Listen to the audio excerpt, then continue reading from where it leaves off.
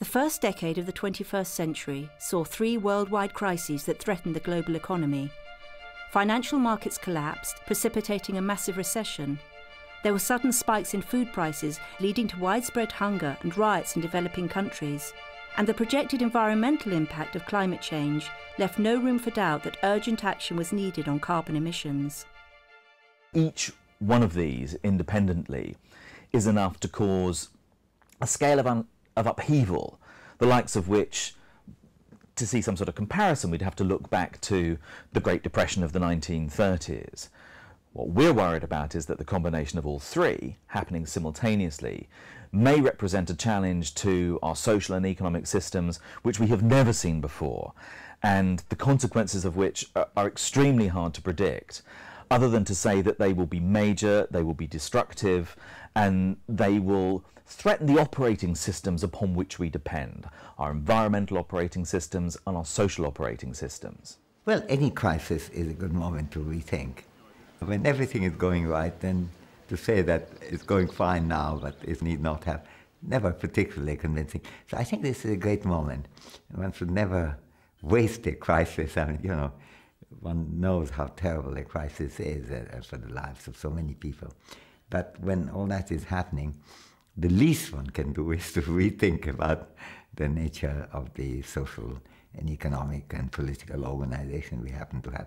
So I think the crisis at the moment we have, whether the long-run one of the environment or the short-run one, hopefully, of the economic crisis, or the intermittent one of the problems of food availability and food command and entitlement in the world, I think are good moments to rethink about all these questions, as well as what kind of a society we want.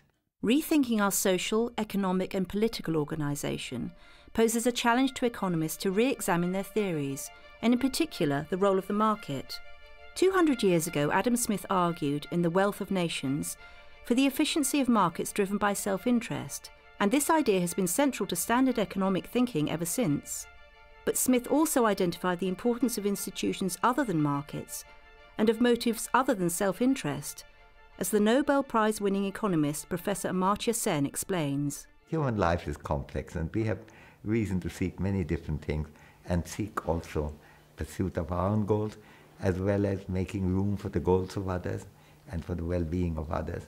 I think it's very important to understand the role of self-interest among other motivations. And that is one of the points that Smith emphasizes in The Wealth of Nations, that people have self-interest too. And, you know, he famously quoted the example of a baker, butcher, and brewer. They have reason to want to sell their bread, their meat, and their beer to us, and we have reason to want to buy them, and we shouldn't be non-self-interested in that, because that's the way an economy functions. But it's not the only thing we need. The baker, butcher, brewer may have a good reason to sell these things, want to sell these things, but the possibility of selling these things depends on the confidence in each other, trust in each other, in understanding a contract and relationship. Even today, when there's an economic crisis, the baker, butcher, brewers are very keen to sell their ware, but it's not so easy to sell it because the markets are collapsing. People don't have faith in each other, particularly the credit market. So there is a hugely important need to understand the role of the multiplicity of motivations that make human life both fulfilled and human society and economy well-performing and efficient as well as just. However, the dominant strand of late 20th century economics, known as neoclassical economics, has tended to stress single-mindedly the merits of a free market, with market participants assumed to be powerful calculating machines motivated solely by self-interest.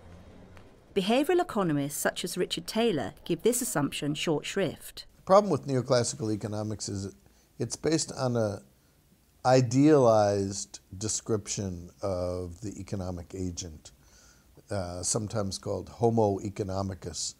Though in my book Nudge, we shorten that to econs. In an economics textbook, you study a lot about these econs. And you've never met an econ.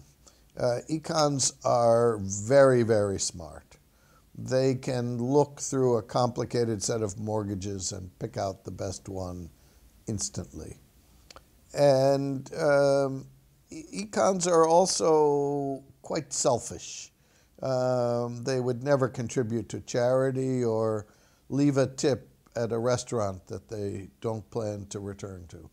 So since the world isn't made up with econs, we in behavioral economics have gone about studying humans and try to ask the question, what happens when humans engage in markets which may sometimes have a few econs in them trying to take advantage of the humans? Taylor argues that humans, left to wallow in a market better suited to what he calls econs, unwittingly helped launch the financial crisis of 2007 onwards. We can start at the very source of the problem, which is these subprime mortgages. I think it's fair to say that the people who were taking out these mortgages didn't understand the risks that they were taking. Mortgages have become much more complicated over the years. It used to be that all mortgages were the same, fixed rate mortgages. Now they're very complicated, and many borrowers just didn't understand the risks they were bearing.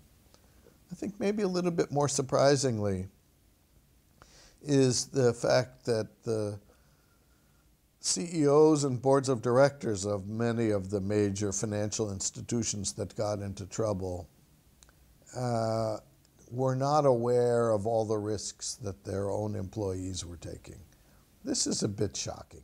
The heads of financial institutions didn't even know what toxic assets were on their own books, let alone anyone else's. At the same time, a lack of checks on financial markets had been allowed to develop by a laissez-faire culture that had become dominant since the 1980s.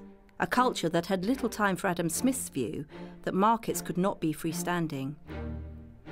The post-Second World War consensus on the need for a balance between markets and government regulation had broken down. Reagan started that very much. It was continued in the Clinton era. Some of the major deregulations of particularly insurance industry occurred in the modification that the Clinton era legislation provided. All these became deregulated. There was no need for that. The economies with the mixture of government regulation and the market were doing much better than they're doing now. So I think the crisis was generated by a kind of confusion about what is it that provides a stable progress using the market, but at the same time relying on many other institutions. It was a very costly mistake. What we saw was this huge credit crunch. And some banks got into trouble quite quickly. Bear Stearns was allowed to go bust by the US government. Then, and even more worrying, was that Lehman Brothers was allowed to go bust. Now the problem with that was they were actually too big to fail. And they were central among all the banking community. They weren't the only one, but they were so big that a lot of people had contracts with Lehman Brothers. You let them go bust, what happens to those contracts? So what happened? Well, you found that some of the intermediaries started to get into trouble. And you suddenly saw the fear. I think this is important, is that once it starts to unravel, the fear picks up in the market. Everyone heads for the door at the same time.